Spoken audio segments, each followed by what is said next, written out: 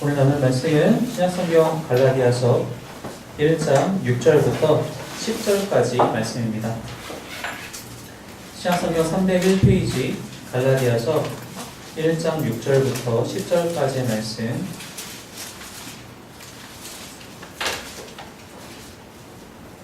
다 찾았으면 저와 여러분이 함께 봉독하도록 하겠습니다. 6절부터 10절까지입니다. 시작.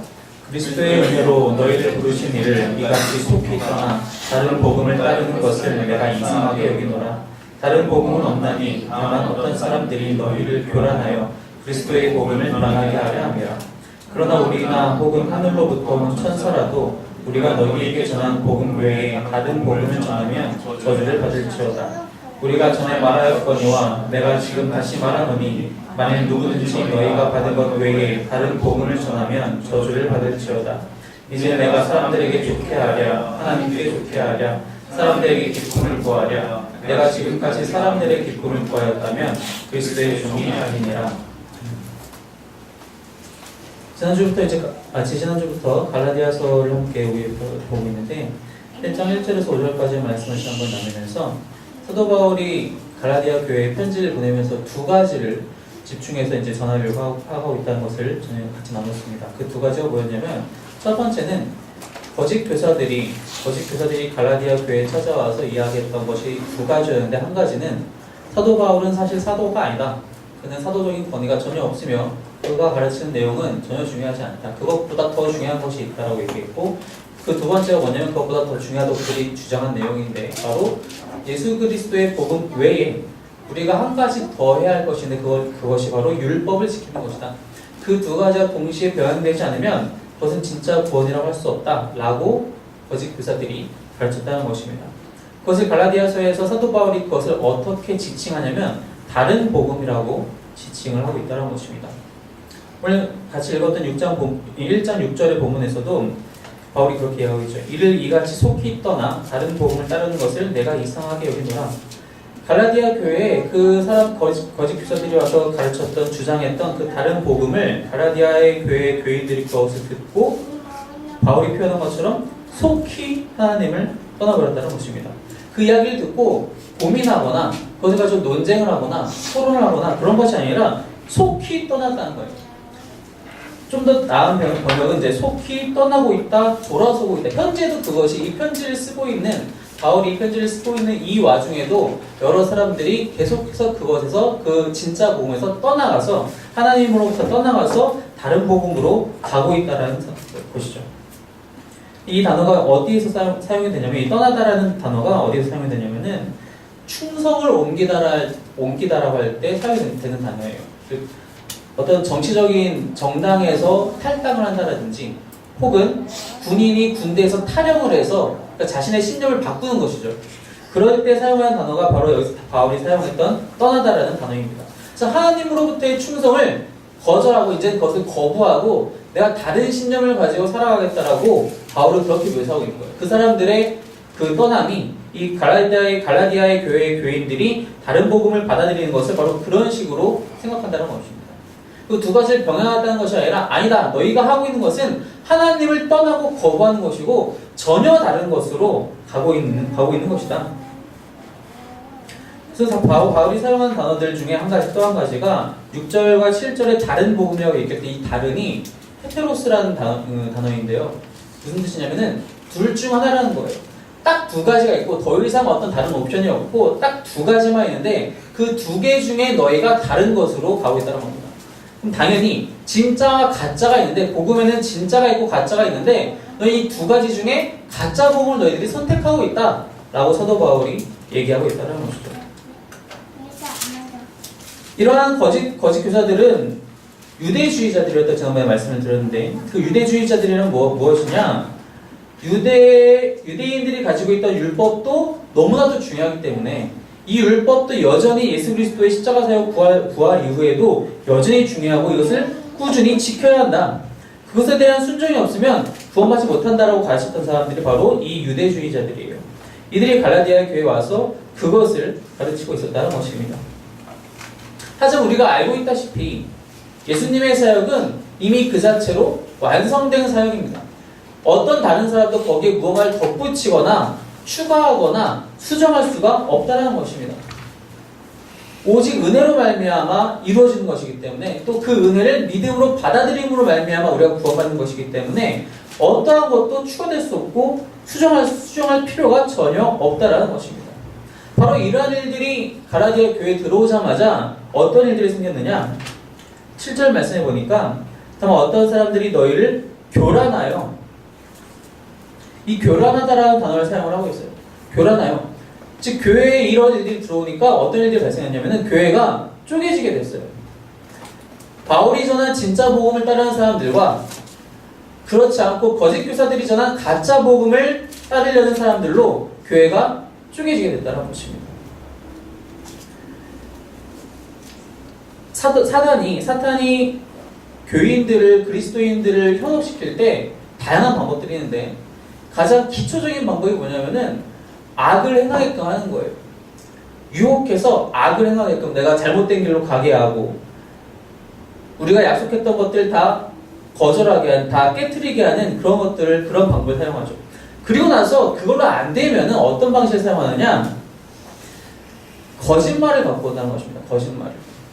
우리가 믿고 있는 교리들에 대해서 어떤 다른 것을 조금 변형시켜서 그 거짓된 교리로 우리를 유혹한다는 것입니다. 바로 지금 갈라디아 교회에서 사단이 하고 있는 일들이 그렇다는 것입니다.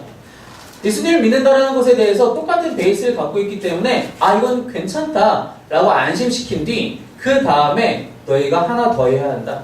율법을 지켜야 하는데 우선 할례를 받아야 하고 또 십계명을 너무나 잘 지켜야 하며 그 이외의 많은 것들도 의식적인 법들, 정결례법을 이제 예수님께서 복음서에서 많이 이제 그것에 대한 공격을 많이 하셨는데 그런 부분들 가지고 다 지켜야 한다 라고 얘기하고 있다는 것이죠.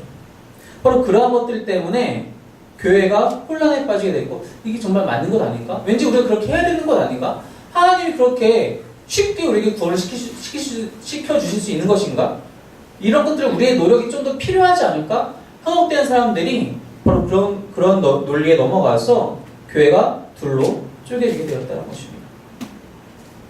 결국 교회가 쪼개지게 되니까 어떻게 됩니까? 7절 말씀에 그 후반절에 보니까 교란한 이후에 그리스도의 복음을 변하게 하려 함이라. 결국 그 복음을 변질시켜버렸다는 것입니다. 변질시키고 왜곡시키고 결국엔 뒤집어 엎었다는 것입니다. 결국엔 그것은 더 이상 복음이 아니게 된 거예요. 복음이 복음인 이유는 내가 할 수 있는 것이 없어서 복음이라는 것입니다. 내가 아무것도 할 수 없는 상태에서 그 선물을 받았기 때문에 복음인 거예요. 내가 무엇인가 노력을 더 해야 된다는 것만 한다면 그건 더 이상 복음이 아니죠. 내가 스스로 얻어낸 나만의 어떤 성취이고 나의 노력을 내가 얻어낸 성과인 것이지 그건 복음이 아닌 거예요. 복음을 완전히 뒤집어 엎어서 더 이상 복음이 되지 않게 한 것이 거짓 교사들이, 이 유대주의자들이 한 것이라는 것입니다. 그런 이야기를 듣고 그런 상황을 보고 바울이 이제 어디까지 얘기를 하느냐? 8절 말씀해 보니까 이러한 다른 복음을 전하는 자들은 저주를 받을지어다. 이 저주는 그냥 저주라는 단어가 상당히 다양하게 이제 쓰이는데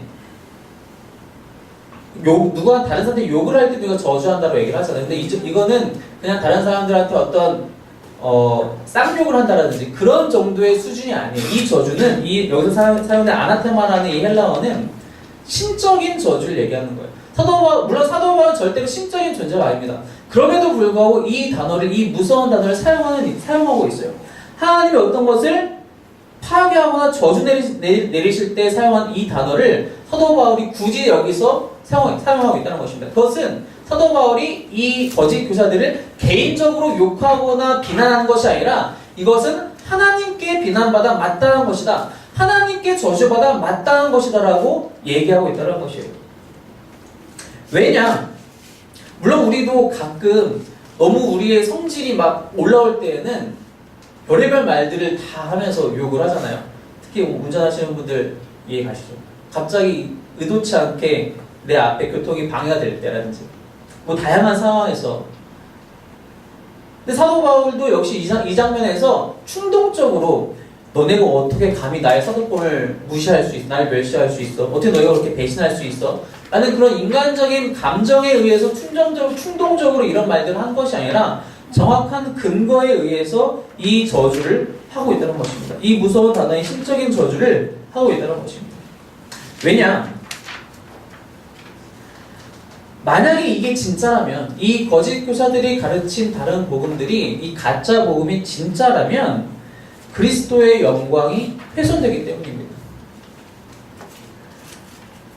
사람의 공로가 전혀 필요 없기 때문에 복음이고, 그래서 오직 예수님만이 하실 수 있었고, 오직 하나님만이 이 모든 것을 계획해서 성취하실 수 있었어요. 그렇기 때문에 그리스도의 십자가 사역이 너무나도 중요한 것이고, 그 죽음의 권세를 깨뜨린 그 부활의 사건이 너무나도 중요한 것이라는 것입니다. 단 한 번의 이 사건으로 말미암아 온 인류의 죄악의 문제가 해결되었고 우리가 구원받을 수 있게 되었다는 것입니다. 그렇기 때문에 우리가 예수 그리스도에게 하나님께 영광을 돌리는 것인데, 거기에 사람의 노력을, 사람의 공로가 필요하다라고 얘기한다? 그것은 예수님의 영광을 가차없이 버려버리는 의미한 것입니다. 더 이상 예수 그리스도가 영광받을 만한 존재가 아니라고 얘기한 것과 다를 바 없다는 것입니다. 그 영광은 우리 것이다. 내가 노력해서 얻었기 때문에 우리 것, 너와 나의 것이다 라고 거짓 교사들이 얘기하고 있다는 것입니다. 또 한 가지, 왜 이들이 저주를 받기에 합당하냐?